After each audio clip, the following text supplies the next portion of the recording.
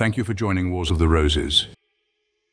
And this is Pennsylvania from the Encyclopedia of Freemasonry by Albert G. Mackey. Pennsylvania.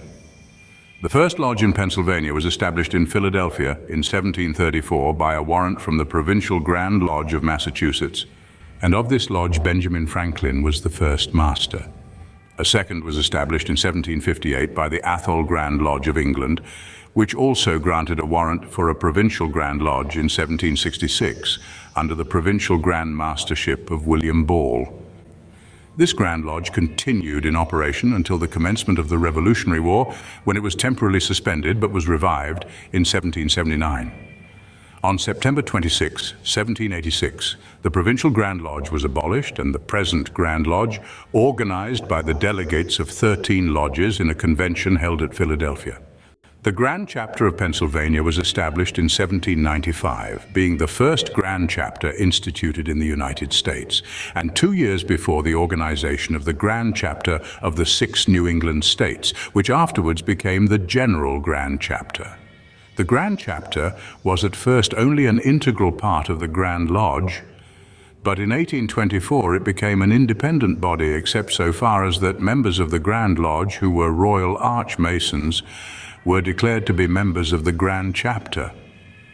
The Royal and Select degrees were formally conferred in Pennsylvania by the chapters, but on October 16, 1847, a Grand Council was organized. A Grand Encampment, independent of the General Grand Encampment of the United States, was organized on February 16, 1814. On April 14, 1854, a Grand Commandery was organized under the authority of the Grand Encampment of the United States, and in February 1857 both of these bodies united to form the present Grand Commandery of Pennsylvania. Oldest American Masonic Lodge Notice. Original is in the Museum at Philadelphia of the Grand Lodge of Pennsylvania. The plate was engraved by Brother Henry Dawkins in 1757. According to an article by Benjamin Franklin published in his own newspaper, the Pennsylvania Gazette, there were in 1730 several lodges already established in the state.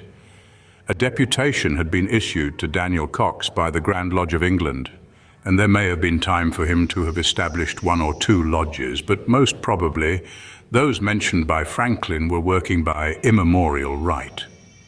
In 1734, Franklin, master of St. John's Lodge, applied for and obtained a charter for a lodge at Philadelphia from the Grand Master of the St. John's Grand Lodge of Massachusetts.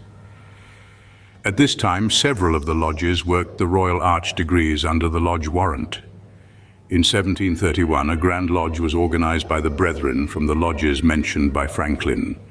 Records are preserved since July 29, 1779, and earlier one were probably destroyed in the Revolutionary War. On September 25, 1786, it was decided to sever relations with English authority. The Grand Lodge was closed, and a convention held the same day by representatives of 13 lodges, who decided to open a new and independent Grand Lodge. On July 24, 1734, Franklin was elected Grand Master. The first chapter in Pennsylvania worked under the warrant of Royal Arch Lodge No. 3, which had been formed in 1763 by some of the members of Lodge No. 2, Antient York Masons, established 1757. A Royal Arch degree had been worked as early as 1757 or 1758. In 1763, several members of this lodge established Royal Arch Lodge No. 3, under whose warrant the first chapter in Pennsylvania worked for some time. From 1758 until 1795, all chapters in Pennsylvania worked under the authority of lodges subordinate to the Grand Lodge. A Grand Holy Royal Arch chapter was opened on February 24, 1798, attached to the Grand Lodge of Pennsylvania. In 1824, this was closed and a meeting was held to organize an independent Grand Chapter. May 24th, officers were elected and Michael Nisbet became Grand High Priest. This Grand Chapter was not subordinate to the General Grand Chapter of the United States and worked all the usual degrees except that of Past Master, which is controlled by the Grand Lodge. Washington No. 1 was the first council to be established in Pennsylvania. On December 6, 1847, delegates from 3 councils, namely Washington, number 1, Mount Moriah, number 2, and Lone Star, number 3, met and formed a Grand Council of Royal and Select Masters. This encampment met regularly at first, but gradually interest in it lessened, and in 1854 it was proposed to put the degrees under the control of the Council of Princes of Jerusalem. The councils would not agree to this, and on December 30th, 1854, the Grand Council was reorganized as an independent body which did not recognize degrees granted in the chapter. The first commandery in Pennsylvania was opened at Philadelphia in 1793.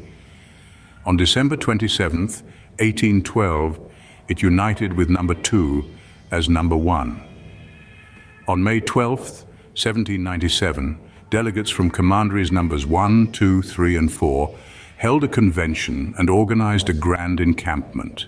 Numbers 1 and 2, however, as number 1 with number 2 of Pittsburgh, Rising Sun, number 1 of New York, Washington, number 1 of Wilmington, and Baltimore, number 1 of Maryland, established a second grand encampment on February 16, 1814. After 1824, the subordinate encampments except St. John's, number 4, ceased work. May 10, 1854, representatives from St. John's, number 4, Philadelphia, number 5, Union, number 6, and De Molay, number 7, established a grand encampment under the authority of the Grand Lodge. On February 16, 1857, the Grand Lodge withdrew all privileges granted to lodges of Knights Templar. There were thus 2 grand encampments, and not until June 1, 1857, was the union of the 2 bodies finally accomplished. On May 14, 1852, the Gurgha's Lodge of Perfection and the Pennsylvania Council of Princes of Jerusalem were established at Pittsburgh. The Pittsburgh chapter of Rose Croix was chartered at the same place on May 14, 1857, and on that day also a charter was granted to Pennsylvania Consistory, ancient and accepted Scottish rite, Northern Masonic jurisdiction. Thank you for watching, and please don't forget to share, like, subscribe, and comment, and if you can, please consider donating to Wars of the Roses. Links to PayPal and Patreon are in the description. Thank you so very much.